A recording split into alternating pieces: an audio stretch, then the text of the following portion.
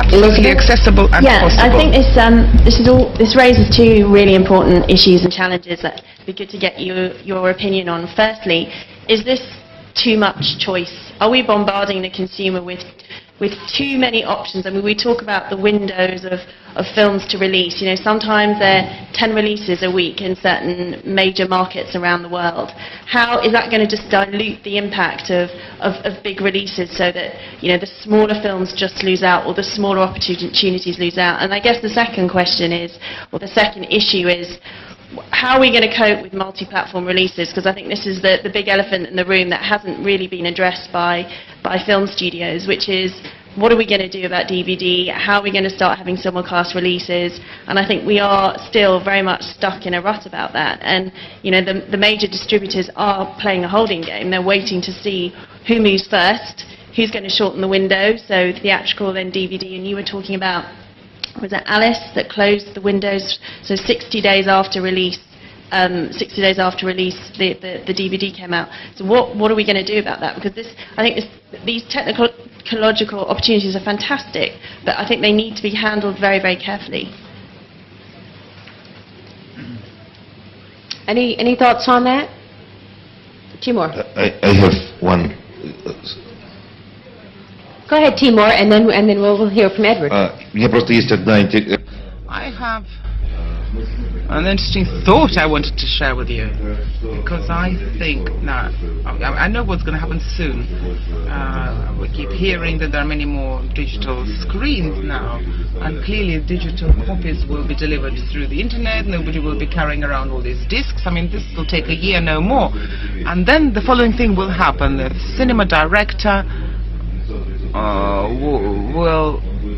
who sees his audience every day, he will choose the films for his audience. He'll know what his people like. There will be a market. In the internet, on the internet there'll be a site where you can order a film, and if you can see that a film is not working for you this particular weekend, you just choose another one. And you can choose the product for your audience, and then the cinema will change radically, because there'll be a fantastic opportunity for niche films. We're also worried that artist cinema, niche cinema, proper cinema disappeared. There is no cinema for the minority. We just have Bolshevism, or the majority cinema at the moment.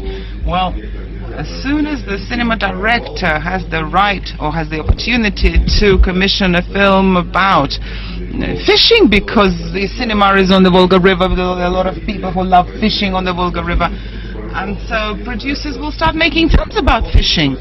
I mean, there'll be 5% here that love fishing, and that's 10 million people. They'll go to watch a film about fishing, whatever the quality of that film. And so I think the niche system will develop and flourish. And niche distribution, niche production will flourish, just as it took place many, many years ago, before the big bad studios took control over the market of the cinema. There were other producers in the past who perhaps didn't earn so much money, but they had their audience. They had genre film, artistic films. There were all kinds of films in the past. So I think the greatest achievement of digital cinema and of all these new media and platforms for distributing cinema through digital media is that viewers will once again, and cinemas will once again be able to choose films for their audiences from a huge library that we filmmakers will be able to offer them. And so a huge number of intermediaries will disappear, because they think they know what the audiences want, but it's subjective. In any way, they decide for themselves what they should be showing, what they shouldn't. Now the audience will have a say, and I think that's great.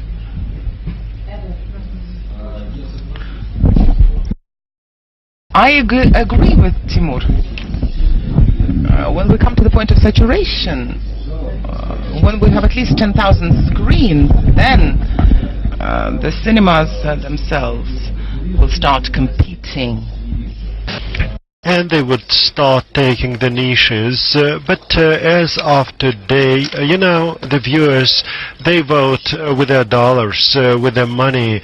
And when we can see people attending some movies, it always determines commercial potential. How much is demand this picture is?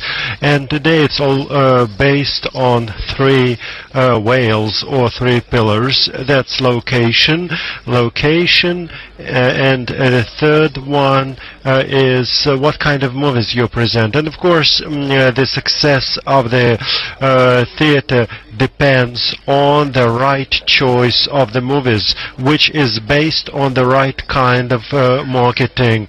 And today, you as producers, before you create a good movie and show it in 1 year, you know that you have 2,000 screens, you know who is going to come to watch these movies. And in every region, this collective profile of a viewer is somewhat different. That's the situation for today. Thank you.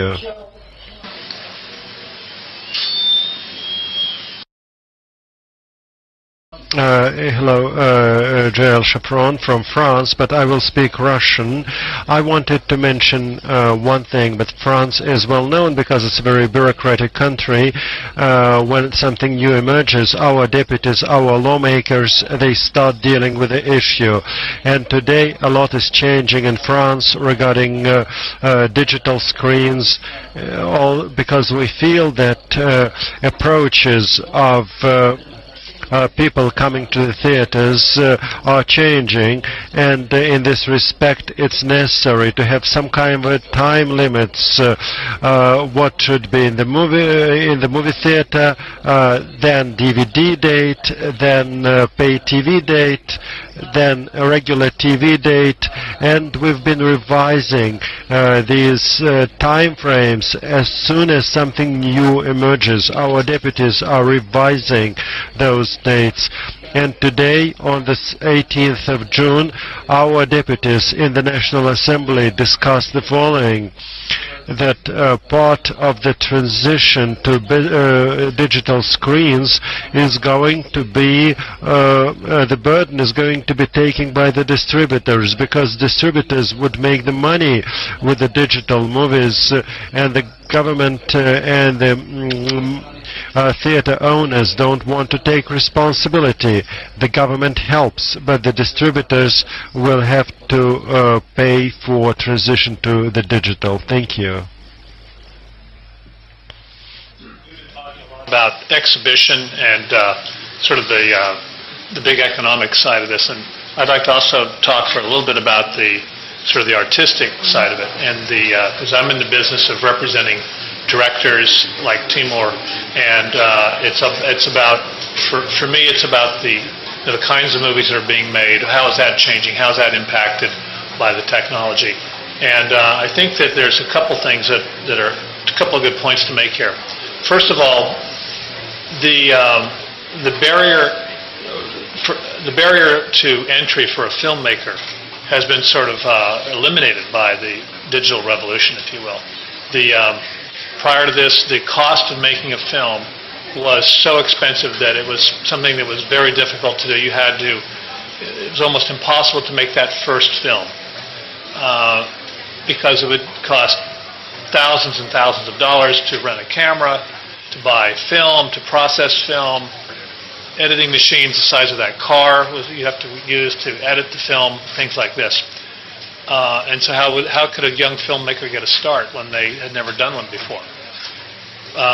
Now what we have is that anybody with a $1,000 camcorder can shoot 1080p high-definition video, and a Macintosh laptop computer can make a movie. You can shoot a film, you can edit it, you can bring it to the screen for a very low cost. And so it's sort of democratized the artistic process, if you will. A good example is there's a film that Timur is going to be distributing in Russia that's coming out fairly soon called Monsters. This film was made by a young filmmaker using a cheap camcorder, shot the movie in Central America and Mexico, and did all the visual effects in his bedroom, 250 shots in the film. and made the film. The whole film was made at an extremely low price, and so it eliminated sort of the risk. You could make a film like that. If it doesn't work, you throw it away and make another one. This film was made for the cost of what it usually costs to develop a screenplay in the U.S., and they had the whole film. So I think this is it's creating a voice for filmmakers, a way into the business that didn't exist before. And for me, that's a really exciting thing. The other thing that technology is doing is it's creating a much more rigorous and quicker reacting criticism against films, if you will. It used to be that you could have a film play in the theaters for 2 or 3 weeks before, and if it was a bad movie, but you had some poster that looked good and a trailer and an actor in it, you could deceive the general public for 2 or 3 weeks, and in the meantime you would recapture a lot of money. That sort of, when the internet came along, that sort of came down to one weekend. You get one weekend to kind of get a movie out there, and one morning. And now with Twitter, in the United States, a movie starts playing in New York at 6 o'clock. It's 3 o'clock in Los Angeles. Before the first screening in Los Angeles, people already know if the movie's any good or not. They're making their decisions based on what they're getting over their cell phone.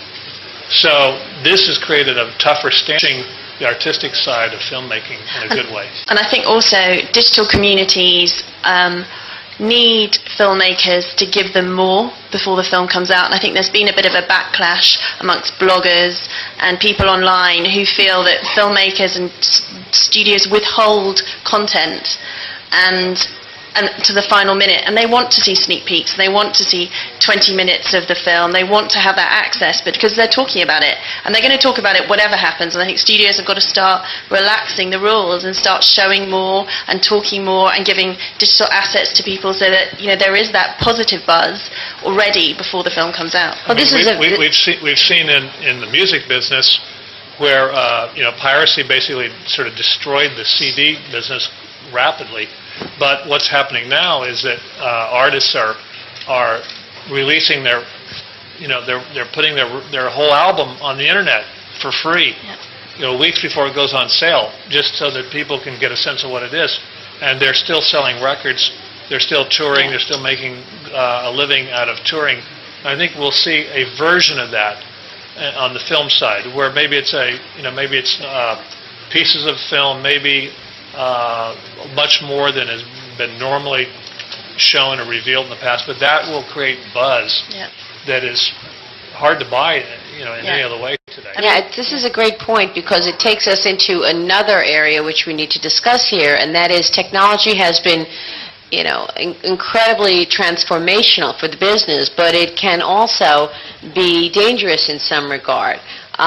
Whether it's things like Twitter and the buzz getting out before you want the buzz to get, or out-and-out piracy. Neff, why don't you talk to us a little about that and add to the conversation as it relates to piracy?